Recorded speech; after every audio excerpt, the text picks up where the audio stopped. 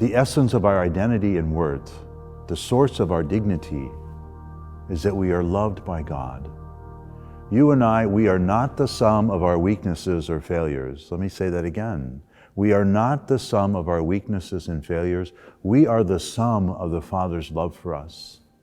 We are the sum of the Father's love for us and our real capacity to become the image of His Son. Lenten greetings to you all. Welcome back. The gospel of this third Sunday of Lent, it's very familiar to most of us. It's the story of the woman at the well, and it appears only in John's gospel. But it's really a beautiful story of redemption.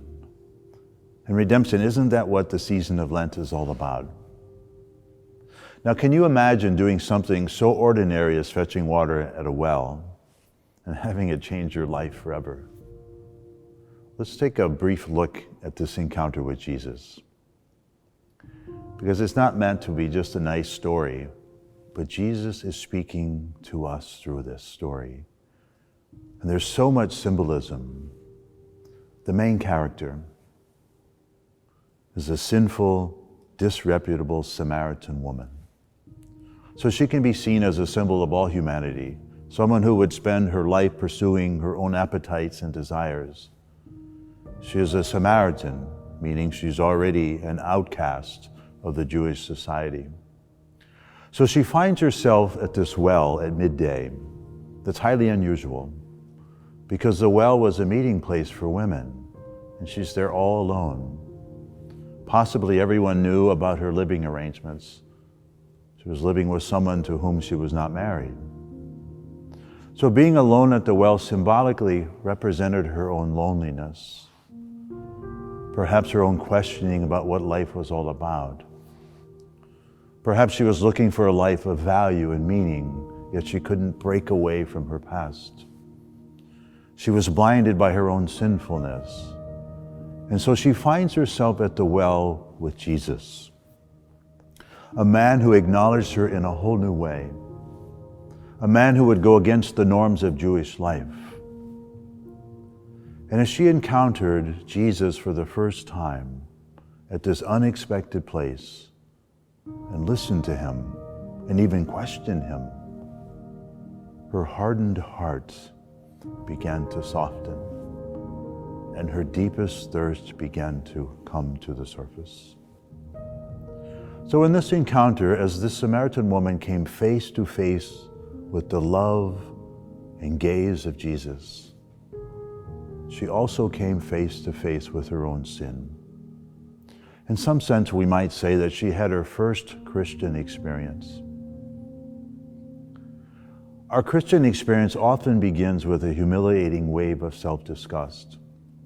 And it usually happens that the last thing a person sees is him or herself.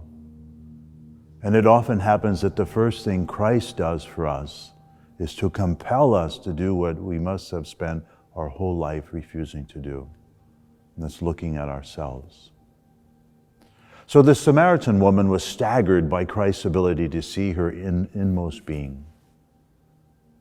She was amazed at his intimate knowledge of the human heart, and of her heart in particular. It is his power to see into the depths of the human heart. It's not that he sees only the evil there or the sin there. He sees also the sleeping saint in the soul of every person. Think about that. The sleeping saint in the soul of every person.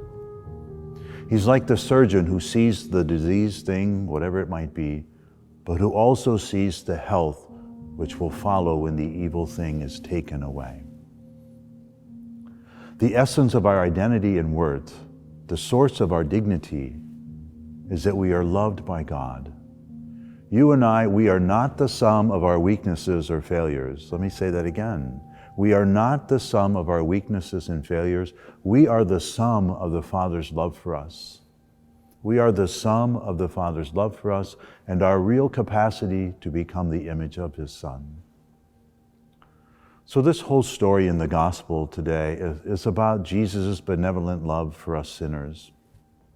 It's about the new life offered to all of God's people if we but only seek to meet Christ with the openness of the Samaritan woman. Through her encounter with Jesus, as she asked for the life-giving water, she began to experience a new life. She began to experience a life that began to fulfill her deepest longing, a life that would lead her out of her loneliness, out of her sinfulness. And she began to discover her truest identity, the Son of the Father's love. That is what Jesus came to reveal to her. Now imagine if this woman would have run away from Jesus, ran away from him after Jesus revealed her sin. Imagine if she would have run away because of her fear and her embarrassment. She would have never experienced what Jesus offered her, even in her sinful state. What did he offer her? His deep love and mercy. Can God's love be so more wonderful than that? But how often have you and have we run away from God because of embarrassment or shame or guilt? How often have we run from God when he showed up in some unexpected place in our lives? My dear friends, in this story, the Lord was reaching past the barriers, inviting the Samaritan woman into a relationship that would forever change her understanding about herself. He was offering her far more than she could ever have imagined. God was there for her in this unexpected place, in this unexpected moment. And following her encounter, she couldn't resist sharing her newfound freedom and friendship with Jesus to others. So she became the voice of the benevolent lover, Jesus. Because that is what happens when a sinful heart has been changed from drinking the living water. This ordinary sinner has learned a great lesson from Jesus. And then she went out and taught it to others about the blessing that could be theirs. This season of Lent is a time for breaking down the barriers to God's presence in the surprising, even unimaginable corners of our life. This season of Lent is a time for contemplating the tremendous love that Christ has for us sinners and his desire to meet each one of us at the well. Do you have the courage to meet him there? Have a blessed Lenten season, and I will see you next week.